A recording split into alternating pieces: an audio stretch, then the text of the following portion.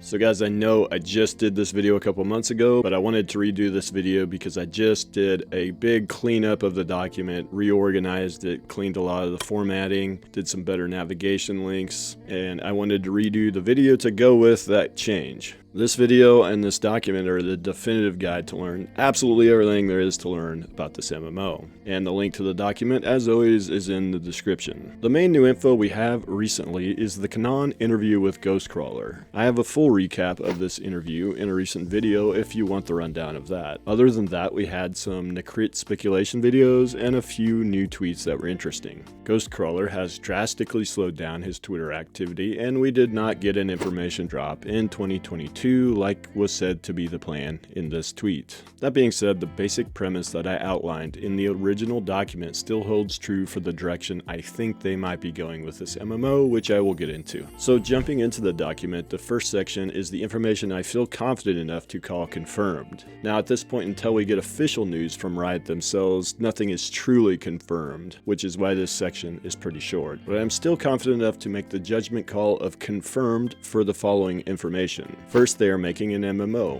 and it is an MMORPG. The name is likely not World of Runeterra because of this tweet. The MMO is still pretty early in development, with Ghostcrawler starting on the project in late 2020 and most of the senior roles being filled in 2021, and several comments from developers that they are still very early in the project. Next up, they have made many comments about aiming big for this MMO and not wanting to be a niche project. They seem to want to be friendly to casuals and have made many comments about respecting players' time. This also aligns with the direction Riot has taken as a company historically, as they never aim small for their projects. They always aim to have mass appeal instead of targeting a niche audience. They have also said they are not going to rush this project, and they will cancel it if it is not good. They will not release a bad product. Again, this fits with the MO that Riot has as a company. They have also confirmed, more or less, that they want to do a lot of playtesting on the project, even in early stages. Some are concerned there will not be PvP in this MMO. This tweet more or less confirms that they will have PvP. And again, it wouldn't fit into the mass appeal category very well if they did not have a well-rounded MMO experience, and of course that includes PvP. Raiding and dungeons are very likely based on these tweets. Another big thing to put in the confirmed category is that I think they're going with action combat for this MMO. This is based on a tweet from Ghostcrawler that stated he thinks combat in MMOs is outdated, which is probably a reference to tab target combat, and it is also based on several job listings that reference action combat, such as this one, Game Designer 3 Action Combat. Several job listings also mention Unreal Engine, so I think there is a very good chance this game is being developed with Unreal Engine. This is the direction most new MMOs are going, and it can drastically reduce development time. A holy trinity system of tank, heal, and DPS I think is very likely based on this tweet. Rounding out the confirmed category, fishing, character customization, transmog, and quest hubs are all likely. Moving on to the information I didn't feel confident enough to put into the confirmed category, but nevertheless does give some perspective on where this game might be headed. First, a big one for a lot of people, the camera perspective. For me, the combination of wanting to have mass appeal and reading between the lines on this tweet suggests to me that they very well might be going with a third-person perspective for their camera. Also, using Unreal Engine 5 suggests they are using an engine that is specifically built for third-person perspective. So I lean towards a third-person perspective for the camera. These tweets suggest to me a group size of 6 might be where they go. I like this as it gives 1 extra DPS in groups and should help queue times. And there is a lot more in this section regarding alts, customization, racials, and more. Take a look at the document for all of those details. Next, I'm going to speculate on what I think this MMO is.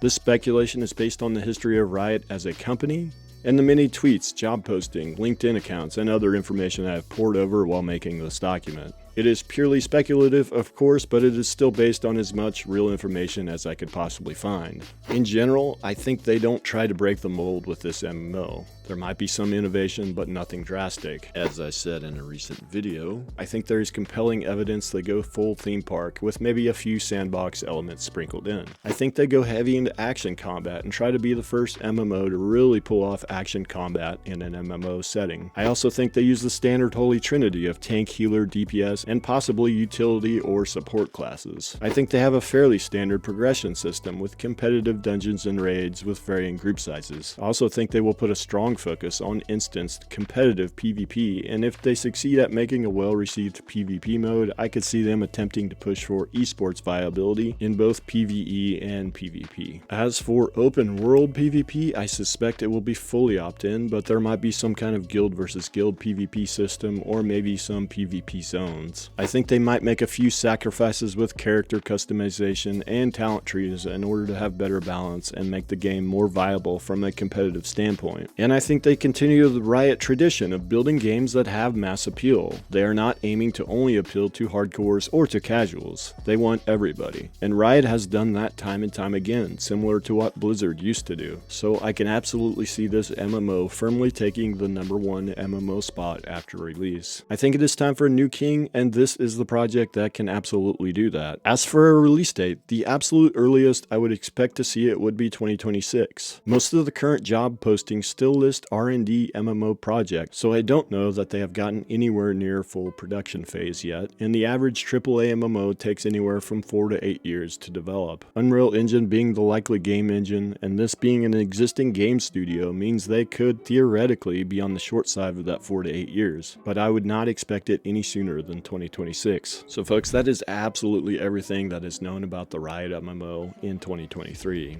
I will be here when we get some new information. I just updated my Riot MMO dev Twitter lists and my Discord tracker, so if you need the latest information, those will be the best sources to get the absolute latest information that might have leaked. And if you guys have not subscribed, consider doing that, and I'll see you guys in the next video.